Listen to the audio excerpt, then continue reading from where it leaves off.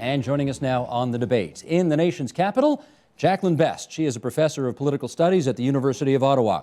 Clarence Lochhead, executive director of the Vanier Institute for the Family. And Lefebvre, vice president of research and standards with the Certified General Accountants Association of Canada. And back here in studio, Laurie Campbell, executive director with Credit Canada, and Moshe Milevsky, professor at the Schulich School of Business, York University. Good of all of you to join us tonight here in the studio and, of course, in our nation's capital. It was a big day today, throne speech and all. Money was a big part of that throne speech, and that's what we're going to talk about tonight. Clarence, I want to start with you. As mentioned in our introduction tonight, there is a 150% roughly debt-to-income ratio in this country. Let's just better understand what that means. Generally speaking, do you feel that's too high? Well, it's certainly higher than it was 20 years ago. If you look back to 1990, it was around 90%. And it does, I mean, it's been a year-over-year, basically, increase. We see average debt loads increasing year-over-year. We see these debt-to-income ratio loads or these debt-to-ratio measures increasing. And I think what we know from various surveys and research that that there are some real pressures happening on households right now. People saying that if they lost their paycheck for a single week, they wouldn't be able to keep up with their finances. People saying that their debt loads are actually getting in the way of achieving other financial objectives. So, I think we do have certainly what I would say is an emerging cause for concern, if not a problem, around the debt issue. And I think it's a wonderful occasion here to actually be posing this question, what's happening with debt and is it a problem? I think, as said, for some, it's a real problem. And I would say probably, there are many people out there, and there's a lot of diversity in the experience with debt. And for some, debt is okay. They manage it, they make investments that require going into debt, and they pay them off, and it's all part of a kind of a normal course of, how one works their way through their Sure. through Okay, their let me lives. follow up with Laurie on this then. The one thing I did not hear there was the word dangerous.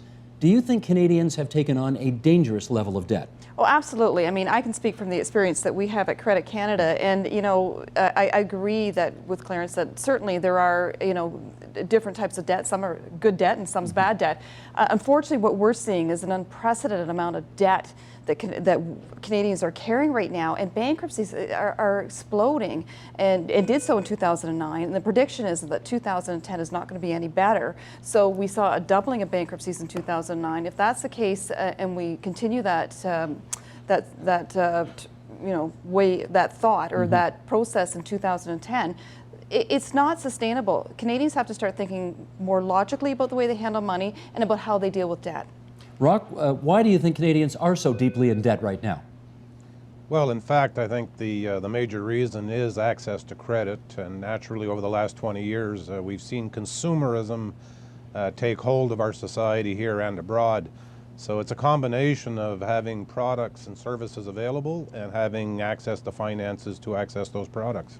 Jacqueline, how about you? Would you say our debt levels are dangerously high at the moment? I would agree, actually. Yeah, I think that we have to. I think that they're worryingly high, not only because they've continued to increase over the last decades, but also what's interesting and perhaps particularly surprising is the fact that our debt levels are actually going up, even as our neighbors to the south in the U.S., who have been also big spenders, even bigger spenders and in greater debt than us, even as they've been turning themselves around and actually reducing their debt ratios, we're continuing the trend, this dangerous trend. And I think that's also worrying. It's always going to be worrying, but it's particularly worrying in the current economic climate. Okay, let's make the distinction at this point in the program tonight. We're talking about personal debt levels right now. We are going to talk about government debt, public debt in a moment, a little further into this, but at the moment we're still talking about personal debt.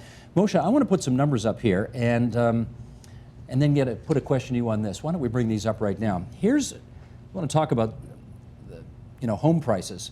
This is maybe why Canadians are using their homes like ATMs. Home prices in this country over the past year up 23%. Personal income down 1%. Late mortgage payments up 50%. All that according to StatsCan. Those numbers, you look at those and what does that say to you? Well, I'm a bit of a contrarian. I don't think it's prudent to generalize about these things. Debt isn't necessarily evil if the debt is at 2%. So borrowing money at 2% and doing something very productive with that money is actually a very, very good idea. Borrowing money at 32% a year and using that money to take a vacation that's going to disappear and have no intrinsic value once you return is a very, very bad idea. So you're making the distinction between a house and a credit card. Very, very different. And how much did you pay for that house? And is that house actually going to save you money in the long run because you don't have to pay rent? Or is that house way overvalued and you'd have done a lot better by renting? So I don't think we should generalize, and just because the average statistic says something, it doesn't necessarily mean that for many people it's bad. And in a sense, if interest rates are much, much lower now than they were 10 or 15 years ago, you would expect debt to increase because it's a lot cheaper to take on that debt. So what I want to know isn't necessarily how much debt they're taking on, but what is the weighted average interest rates that they're paying? Is it higher now than it was 10 or 15 years ago? And if that number is a lot higher, that worries me. Clarence, you want to follow up on that? Let's make the distinction again between good debt and bad debt, and where we're getting kind of dangerously high in some areas, but maybe not in others. Well, sure thing. What I want to say, first of all, I think there's a really important point here around debt and spending. We tend to look at these things as if it's a case of poor household management, and if we simply people are better equipped to make good decisions around good debt. Maybe investing in education or in an asset like housing versus credit card debt. That'll solve the problem that we have. But I do think there's a point around the statistics you raised around 1%. Growth in income. So you can say, we're living beyond our means, or we can also say that simply, the labor market and the earnings, capacity of people isn't keeping up with what we're expected to spend. Because after all, we put huge emphasis on having people get back to the mall, so to speak. We're in a recession period, and we hear people worrying about consumer confidence, and we want people to get back spending, even with, and we're prompting them to do so, certainly with, on the business side, attractive, financing arrangements, and certainly monetary policy that's at historically low levels. So we want people very much to get out there and spend, but I think there's this longer-term issue that extends out, and if you look at, say, the 20-year period, the question of sustainability that I think Laurie raised is a great one. Where does this go? It's at 145%. Does it go to 160? Does it go to 200? How sustainable is this? Well, before we ask that question, let me try this. And Jacqueline, I actually want to follow up on something that you said a moment ago. We used to be the tightwads, and the Americans were the ones who used to spend like crazy. And now we've kind of reversed roles a little bit. Why do you think that's happened? I think that the crisis hasn't hit home quite as much here as it has in the U.S. And realistically speaking, it hasn't been as hard for us. The housing prices have taken a huge dip in the U.S. Many more Americans are out of work. Just visiting, spending time in the U.S., you can feel the fact that it is a country that is still really suffering through recession. And in Canada, I think we have been very lucky. We like telling ourselves that we've done a good job, and we have done relatively well. But perhaps we haven't taken quite seriously enough just how badly things have got and how slow the recovery is likely to be. So I think maybe part of that's part of the answer, why people have taken advantage of these low interest rates and gone out much more quickly and started spending and bidding up housing prices and so on. Well, Laurie, let's just see where on the tightrope we are right now. If we're blue skying here, if house prices drop 10%, right, house values, if interest rates went up from whatever they are today, like 2% or something, to 5%, right, what would that do to the average family's bottom line? It's going to impact them significantly. One of the things we need to remember is that, and I think the question was asked, and I think that you did ask that question about what's the average interest rate that people are carrying. And the bottom line is that these individuals that have homes that actually got into the market and are relying on low interest rates or relying on their house going up are also carrying credit card debt that's sitting between 18 and 28.8%. So if we see any increase in interest rates and certainly if we see a decrease in the housing market, it will have a very large impact on those people that are living on the edge, because there's many people living on the edge. And we heard already people living paycheck to paycheck. They lose their job tomorrow. they're in immediate financial difficulty. That's where everything, that little house of cards is going to topple. And we're going to see the results. And I think, unfortunately, there is some education that needs to happen. People are making the wrong decisions, even though, you know, we see that employment income has decreased by 1%. We are seeing people make very poor decisions when it comes to the type of credit they're using. If they're using credit that's anywhere between 18 and 28.8%, which is a large interest rate, considering. Moshe? Yeah, I would again say the concern here is generalization. The double whammy situation that you just described, housing prices declining and the Bank of Canada raising rates, will have absolutely no impact at all on somebody that's locked in a 7-year mortgage at a fixed rate. There will be no increase in their mortgage payments, and it will have no effect on their household budget.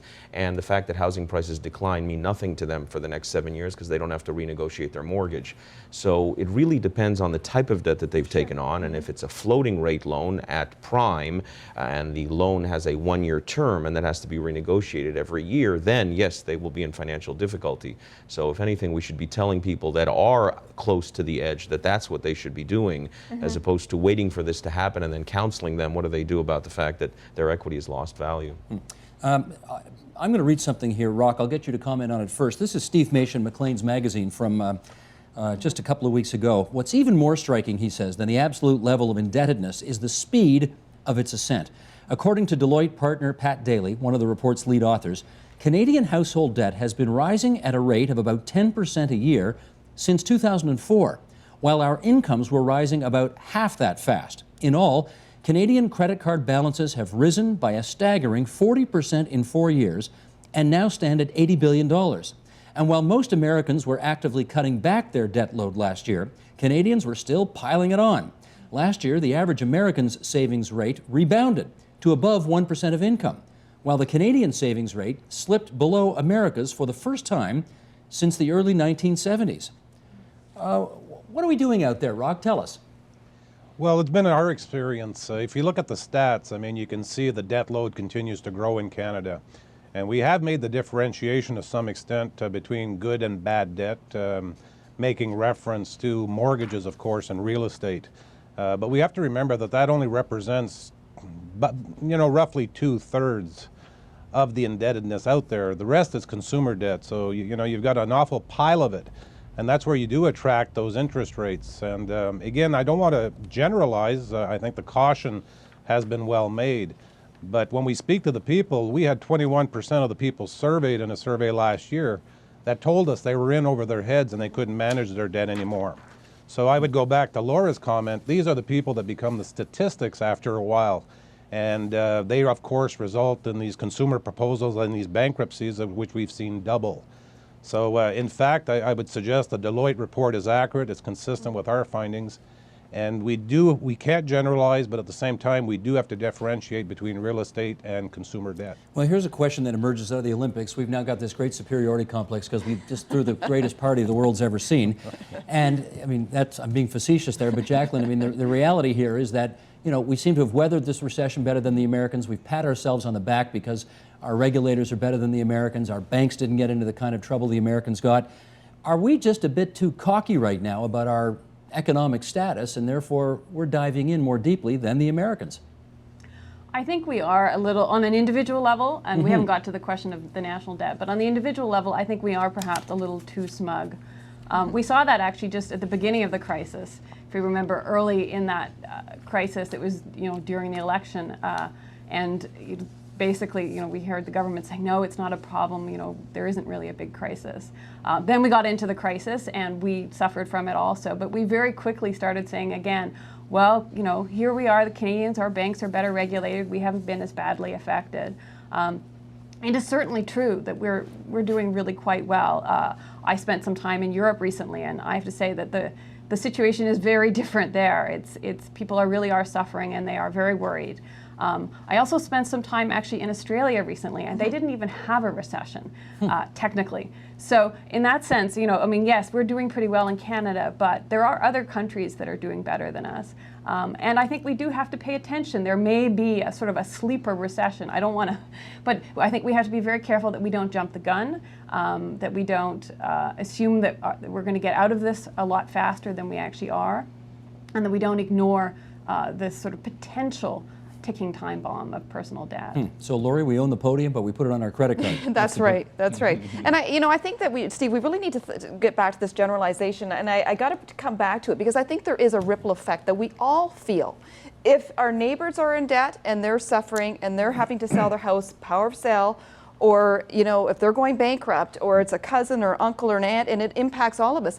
Canadians as a whole are impacted by others' financial mistakes. If bankruptcies double, I'm impacted personally because my interest rates may go up on unsecured products like credit cards to make up that difference. And I think we need to be aware of that we cannot, we live in a global economy, and we have to be aware that other people's decisions, whether they save or whether they are in debt, impact us personally as well. Well, let me come full circle on this thing, Clarence. We started the program by talking about the debt-to-income ratio trending towards 150% right now. For every $100 you make, you're spending 150.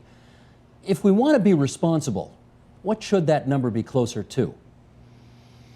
Well, I don't think I know the answer to that, actually, and I think it probably varies according to a number of factors. I think you have to put it in the context of what your sort of larger financial goals and obligations are. For example, if you're someone who has children, for example, and you're planning to save for education, if you're thinking about wanting to put money away for a retirement situation because you don't have a pension plan or you want to supplement a pension plan, I think you have to sort of weigh, each individual has to, I think, sit down essentially and take a very cautious and thorough review about what those objectives are, what those goals are, what the income levels are, how much job security you have, and so on. And then based on that, that set of information and that careful and thoughtful reflection, then make decisions as to, how much debt one can or cannot handle. And so, there's an effort underway at the federal level now with a task force on financial literacy to take on some of these questions. And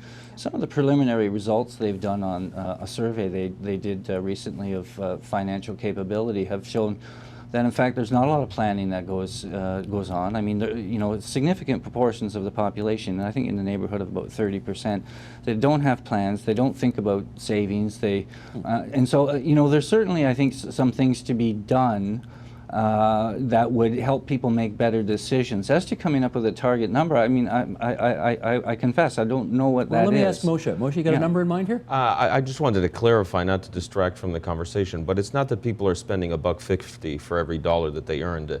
A debt-to-income ratio means that if the household owes about $100,000, their income is about $60,000 or $70,000. Right. So it's not that they're spending that much more that they're earning. It just means that the amount that they owe happens to be higher than they make in one particular year. Gotcha. But if you look at it over 2 years, the debt-to-income ratio is actually a lot less than they make. So it really depends on the units of measure.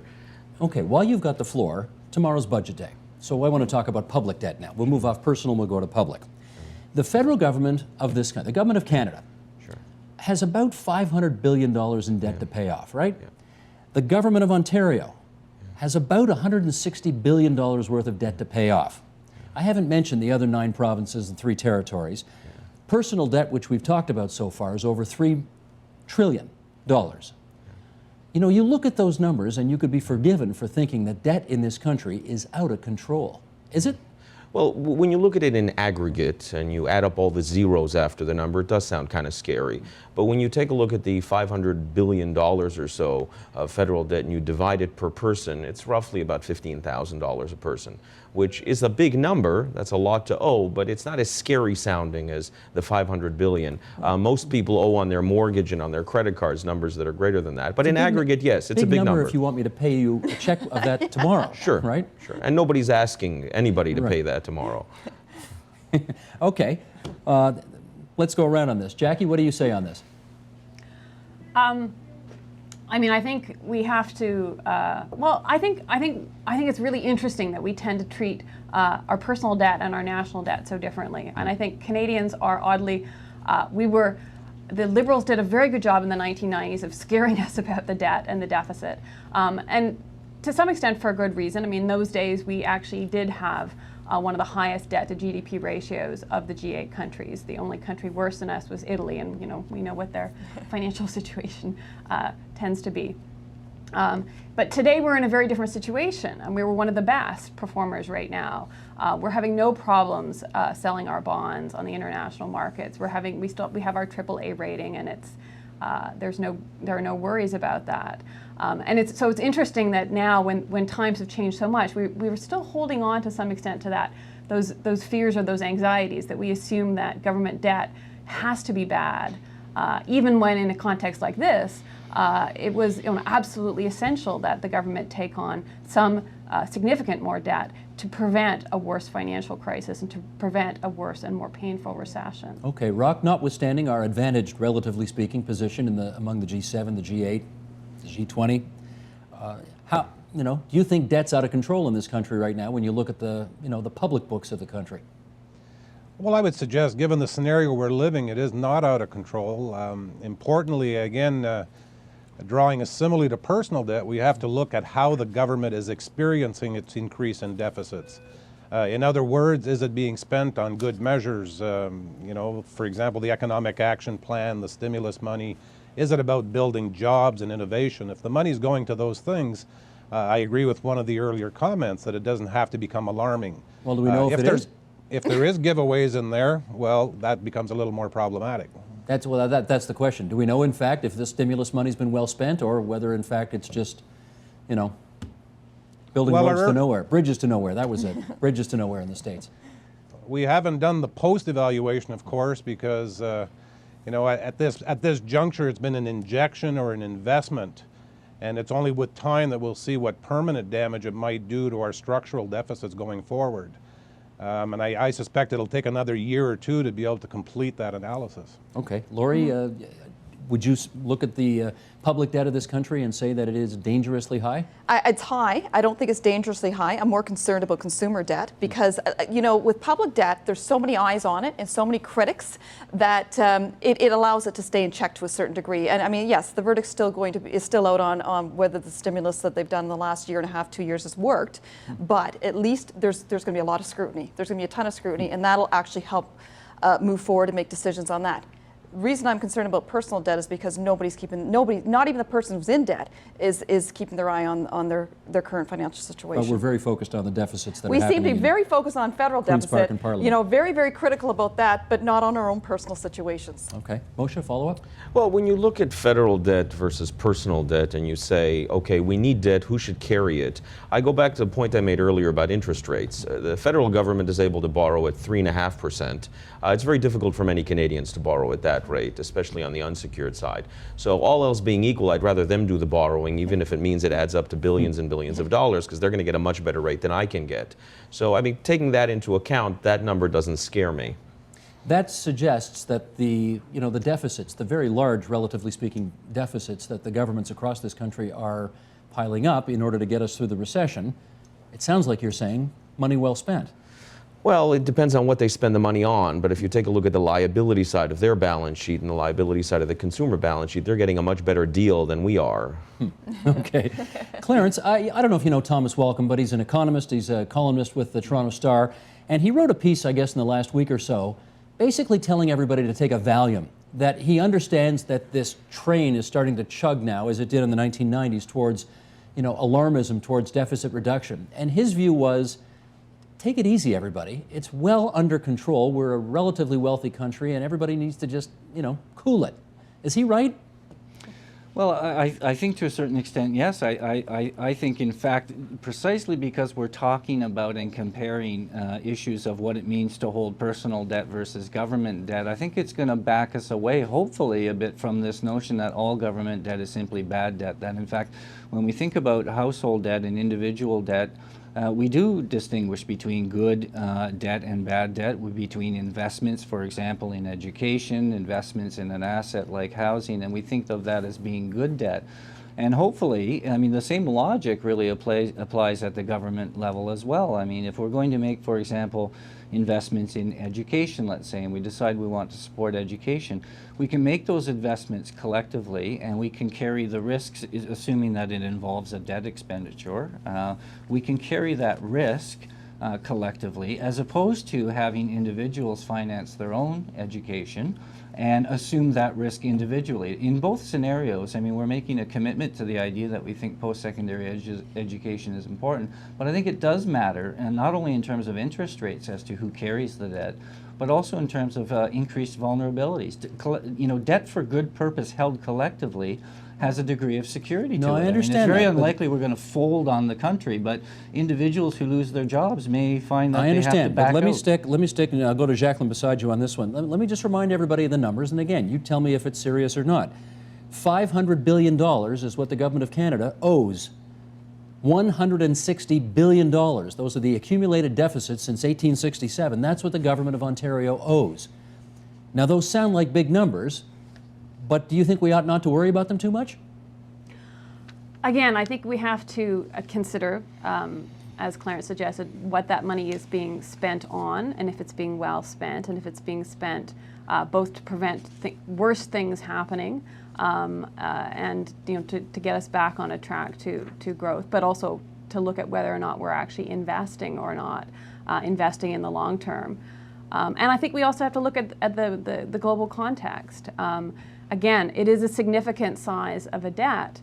But again, on a global scale compared to other major OECD countries, we're actually doing quite well. And since at the end of the day, one of the things that matters is whether we can borrow and can borrow at reasonable rates.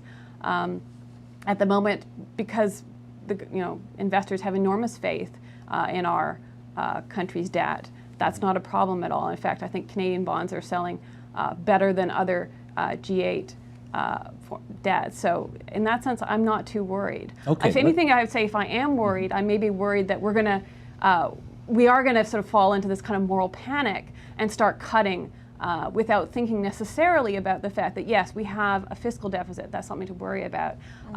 But we don't want to start creating, again, another series of social deficits or deficits in productivity or deficits in healthcare, deficits in infrastructure. Because if we cut too quickly and we cut too deeply, then we can end up actually harming ourselves and having to pay more down the road. So I think in some ways we made maybe some of that kind of mistake, and then to some extent in the 1990s, we cut a little deeply, for example, in healthcare, created huge wait lists, and are now having to invest probably more than we would have done if we had sort of cut more carefully and spent more wisely. Gotcha. So I think we do have to be careful about not being, penny wise and pound foolish. Okay, we've got about 9 minutes to go here. Let's bring it all together here. We'll talk about public and personal debt here. And I want to start by reading something from Maclean's magazine. Yet for all the stern warnings Maclean's reports about our personal debt levels, Canadians remain remarkably unmoved. The purported reasons for our sense of immunity are many: that our banks are healthier, our mortgage rules tighter, our regulators more adept.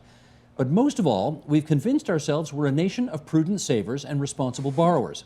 Our political leaders tell us this, as do the banks, business leaders, and anyone else who benefits when consumers spend money they don't have. But our days of parsimony have long since passed. Where we used to save 20% of each paycheck a couple of decades ago, in recent years, the average middle-class family has put away barely 2%. We've taken our responsibilities as borrowers and put them on the 40-year layaway plan. We've rushed headlong toward a buy now, pay later economy. Now it's nearly time to pay up, and many just don't have the cash. Okay, we've talked tonight about the good debt and bad debt and whether we're more or less responsible than the Americans right now.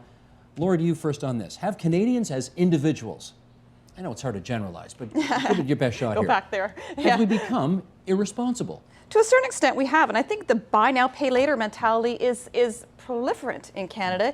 Yes, there's always people that are doing well, and they're always going to be the savers. But as a whole, as a society, we are not saving at all. And use the example: buy something today, pay for it a year down the road. Clients that we see come in with this problem continuously. And it's the internal optimism.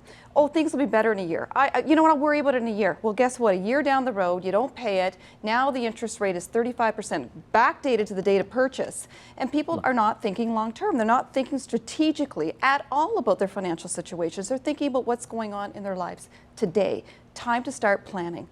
Rock, in some respects, that's kind of a, that's not a bad statement on us insofar as we're here in the middle of arguably one of the worst recessions since the Great Depression. We have the combination of the international financial crisis as well.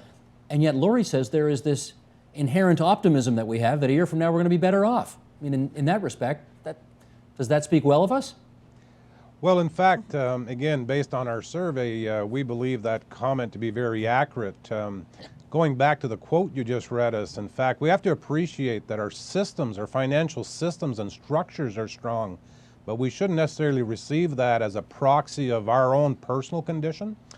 In other words, just because the banks and the financial institutions are well backed, it doesn't mean that we're spending well or that we're maximizing or optimizing our well-being. And in fact, that's what happens. People assume if the bank or an institution is prepared to lend them money, it means that they're worthy of that lending. But we have to appreciate that the risk tolerances are based on the bank's ability to lend money at those interest rates and not on the individual's prospect of borrowing it and paying it back. Moshe, do you think governments encourage us to spend rather than save? Well, they have to do a bit of that if they want to get economies moving, and especially the ones that are mired in recession right now. So not only do they have to do it, they have to be very clear that that's exactly what they're trying to do. But I want to second the comment that was just made, that just because the bank or the credit card company is willing to lend you those enormous sums of money doesn't necessarily mean you should be borrowing it. And I think that you mentioned earlier financial education.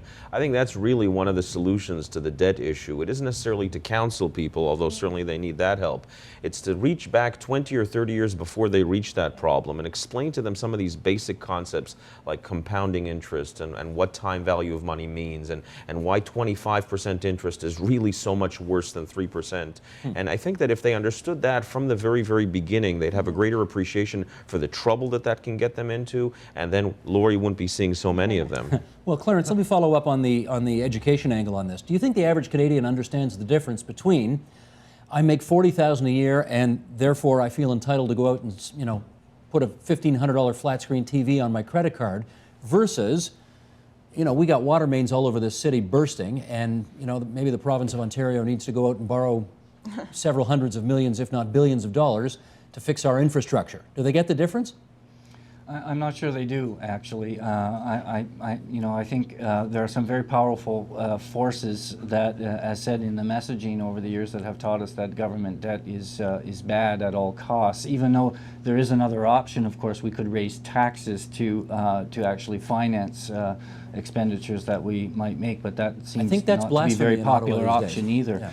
But I think coming back to the notion of the decisions that people make around these things, I think we have to be careful too, though, not to pin all of what's happening in terms of household debt at the level of simply attributing it to a lack of knowledge or skills and so on. And as I said, I think there are some income issues here where people simply have too little income, and the expenditures they're making aren't always on big screen TVs. They're buying necessities as well, and many, I think, are turning, when they have access to credit, to their credit cards as a kind of a form of security as well. So this isn't all about sort of greed. I think there are some issues that have to do with how how adequately people are equipped to undertake the kind of consumption they have to. I hear you, but that's important. I think the other thing, Steve, I would say too is really important in all of this is that I think there's been a real profound shift in the way we consume.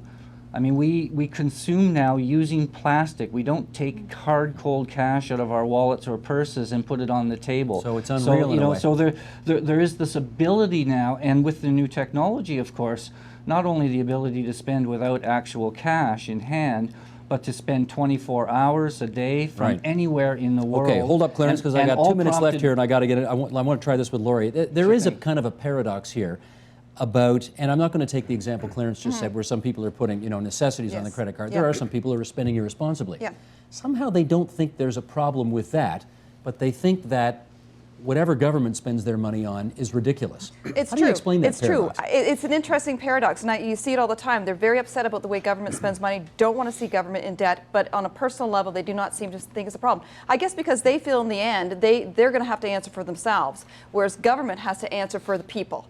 And perhaps there's a bit of confusion there because they don't seem to have a problem with the way they use credit, but certainly government is always going to be held to a higher standard. Moshe. Although I would add that the people that are driven nuts by the fact that government spends all of this are also driven nuts by their neighbors that spend well beyond their means. They tend to be the same people. No, that's fair enough. Okay, Rock, let's try this in our last 30 seconds. And I just want to follow up on that. You know, is the government encouraging us to spend instead of save?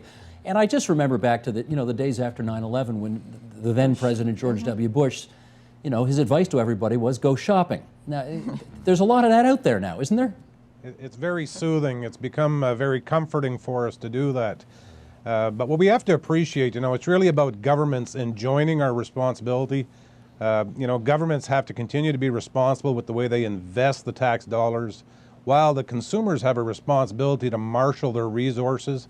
And getting back to some of the comments made about being fiscally knowledgeable, I mean, that's probably where there's the biggest opportunity to help people marshal those resources, and collectively we'll be a stronger nation and we'll get back to where we were a few short years ago. Okay, and we'll watch the budget tomorrow and see what they do on this. Jacqueline Best, Clarence Lochhead, Roch Lefebvre in Ottawa, thanks so much for being there for us.